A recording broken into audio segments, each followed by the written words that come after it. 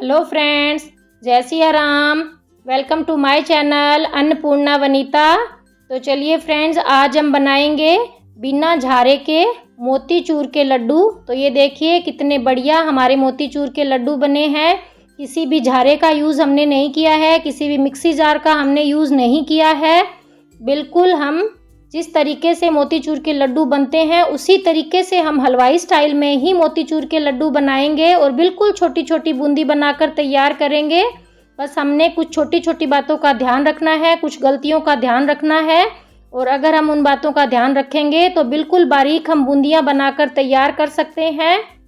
तो इसके लिए हमें चाहिए बेसन, और बेसन होना चाहिए हमारा बिल्कुल बारीक पिसा हुआ हमने बेसन लेना है। बेसन हमारा मोटा बिल्कुल नहीं होना चाहिए। और अब मैंने ले लिया है ये एक मेजरिंग कप।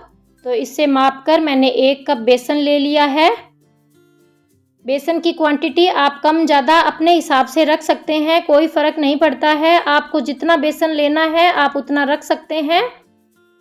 अब हम इसको छानेंगे। हमारा बेसन बिल्कुल छना हुआ होना चाहिए, कुछ भी इसके अंदर कचरा या चने की दाल या कुछ भी नहीं होना चाहिए। इसके अंदर कोई भी मोटी चीज़ इसमें नहीं होना चाहिए।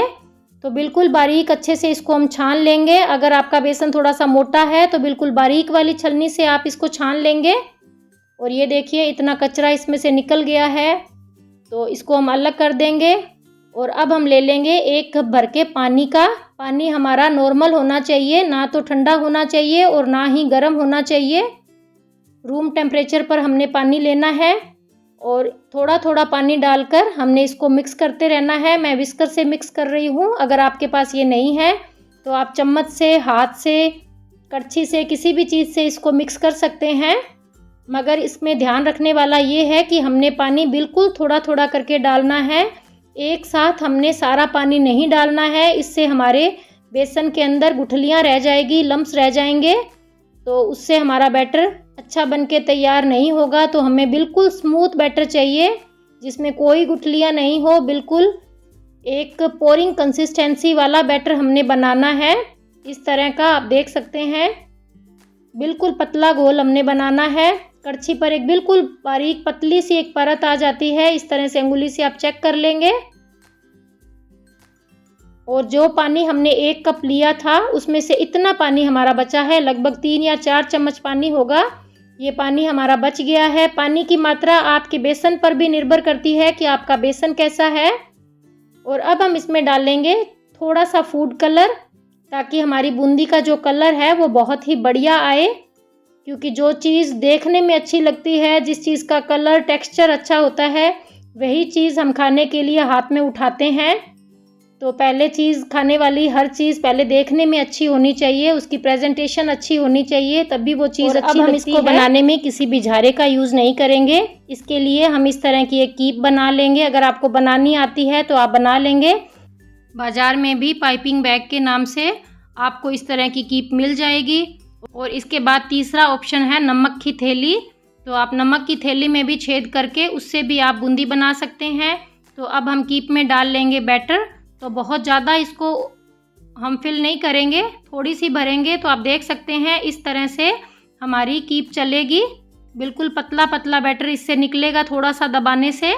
और अब मैंने कढ़ाई में डाल लिया है 1.5 कप के करीब घी। और घी को हम अच्छे से गरम कर लेंगे। बहुत ज़्यादा धुआंधार हमारा घी गरम नहीं होना चाहिए, मीडियम गरम हमने घी रखना है हमारा। तो देखिए हमारा घी हो गया गरम। हम चेक कर लेंगे थोड़ा सा डालकर। बिल्कुल बूंदी अंदर डालते ही ऊपर उठकर आ रही है, इसका मतलब हमारा घी बिल्कुल बढ़िया से गरम है। हमें ऐसा ही गरम घी चाहिए। तो चलिए अब हम बनाना शुरू करते हैं हमारी बूंदी। तो इस तरह से कीप को हम थोड़ा थोड़ा दबाएंगे और गोल गोल घुमाते हुए सारी बूंदियां हम बना लेंगे। कीप को हमने बिल्कुल थोड़ा सा दबाना है, बहुत ज़्यादा तेज़ नहीं दबाना है। और कीप को थोड़ा सा ऊंचाई पे हमने रखना है, बहुत ज़्यादा ऊंचा भी नहीं रखना है। थोड़ी ऊंचाई पे रखकर हमने इस तरह से जिगजैग घुमा लेंगे या गोल गोल घुमा लेंगे। हमारी बूंदियां बनके तैयार हो रही है। साथ के साथ तो बहुत ज़्यादा हमने लालच नहीं करना है एक साथ इकट्ठी बूंदी निकालने का, क्योंकि पीछे वाली जो हमारी बूंदियां हैं वो हमारी जल जाएगी इस तरह से। तो हमने थोड़ी थोड़ी बूंदी निकाल कर तैयार करनी है।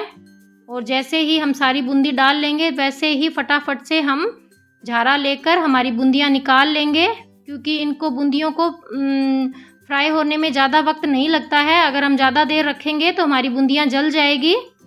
तो हमने जल्दी से बूंदियों को निकाल लेना है। इनका कलर हमने बहुत ब्राउन नहीं करना है। ये देखिए हमारी बूंदी बनके तैयार हो गई है। इस तरह से थोड़ा सा हम झाड़ लेंगे। इसको किसी भी हमने नैपकिन पर नहीं निकालना है, सीधी प्लेट में निकाल लेंगे। तो आप देख सकते हैं, ये देखिए कितनी बढ़िया छोटी छोटी हमारी बूंदी बनके तैयार हो गई है। और अब हम दूसरी बार की बूंदी बना लेते हैं। तो जैसे ही हमारा बैटर ख़त्म होगा कीप के अंदर, तो हम एक दूसरी नई कीप के अंदर बैटर डाल लेंगे। और अगर आपके पास बाज़ार वाला पाइपिंग बैग है तो उसको नया लेने की ज़रूरत नहीं है, मगर अगर आपने घर पे कीप बनाई है तो आप 3-4 कीप इकट्ठी बना लीजिएगा, क्योंकि पुरानी कीप के अंदर दोबारा से बैटर डालना थोड़ा सा मुश्किल होता है। तो पहले से ही हम तैयारी करके रख लेंगे। और ये देखिए दूसरी बार की बूंदी भी हमने निकाल कर तैयार कर ली है। तो छोटी छोटी बातों का अगर हम ध्यान रखेंगे तो हमारी बढ़िया बूंदी बनके तैयार हो जाएगी। बैटर को हमने बढ़िया पतला रखना है, घी को हमने मीडियम गरम रखना है, कीप को हमने थोड़ा सा ऊंचाई पे रख के हमने बैटर को डालना है। कीप का छेद बिल्कुल छोटा सा होना चाहिए, जितना छोटा बड़ा छेद होगा वैसी ही आपकी बूंदी बनकर तैयार होगी। और अगर आपका तेल ज़्यादा गर्म होगा तो आपकी बूंदी जल जाएगी, कम गर्म होगा तो आपकी बूंदी चपटी बन जाएगी। और अगर आपका बैटर ज़्यादा पतला होगा तो आपकी बूंदी के पीछे पूंछ के जैसा ऐसा कुछ बन जाएगा, लंबी लंबी आपकी बूंदी बनेगी। तो आप ये देखिए हमारी बूंदी कितनी बढ़िया गोल गोल बनके तैयार हुई है। बहुत ही अच्छी बूंदी बनी है हमारी। और अब ये देखिए इतना घी हमारा बच गया है, जितना घी हमने 1.5 कप घी लिया था उसमें से इतना घी हमारा बच गया है। और अब हम चाशनी बनाकर तैयार करेंगे। तो मैंने पैन रख लिया है फ्लेम पर। मैंने 1 कप बेसन लिया था, तो इसके लिए आप चाहें तो 1 कप चीनी ले सकते हैं, लेकिन मैंने ज़्यादा मीठे नहीं करने थे लड्डुओं को, इसलिए मैंने पौना कप के करीब चीनी ली है। और आधे कप से थोड़ा सा कम हम पानी डाल लेंगे। और अब हम इसमें डालेंगे थोड़ा सा फूड कलर। ऑरेंज कलर मैंने ये डाल लिया है, केसरी कलर जो केसर वाला कलर होता है उस कलर का हमने फूड कलर डाला है। अगर आप चाहें तो इसको बगैर फूड कलर के भी बना सकते हैं, मगर हमारे दिमाग को आदत है कि मोतीचूर के जो लड्डू होते हैं वो इसी कलर के होते हैं, तो वो इसी कलर में अच्छे लगते हैं। और अब हमने फ्लेम को ऑन करके फ्लेम को हमने तेज़ रखना है ताकि हमारी चीनी जल्दी से मिक्स हो जाए। और हमने जब तक फ्लेम को तेज़ रखना है जब तक कि हमारी चीनी अच्छे से घुल नहीं जाती है। तो आप देख सकते हैं चीनी हमारी लगभग घुल गई है। और जब हमारी चीनी घुल जाएगी तब हम फ्लेम को बिल्कुल लो कर देंगे। तो ये देखिए चीनी हमारी अच्छे से घुल गई है। अब हम फ्लेम को कर देंगे बिल्कुल लो। हमने कोई भी तार की चाशनी नहीं बनानी है, सिर्फ जब तक हमारी चीनी घुलती है तब तक हमने तेज़ रखना है फ्लेम को। और फिर फ्लेम को कम करके हम ये बूंदियाँ हमारी इसमें डाल देंगे। किसी भी तार की हमने चाशनी नहीं बनानी है, सिर्फ हमने पानी के अंदर हमारी चीनी मिक्स करनी है।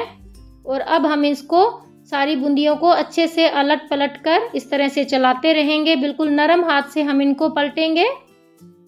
तो देखिए इतनी बढ़िया हमारी छोटी छोटी बूंदी बनके तैयार हुई है। मुझे तो यकीन नहीं हो रहा कि मैंने इतनी बढ़िया छोटी छोटी बूंदियां बना ली है। मोतीचूर के लड्डू बना दूंगी मैं अब, तो मुझे यकीन नहीं हो रहा है। तो फ्रेंड्स बहुत मेहनत लगती है।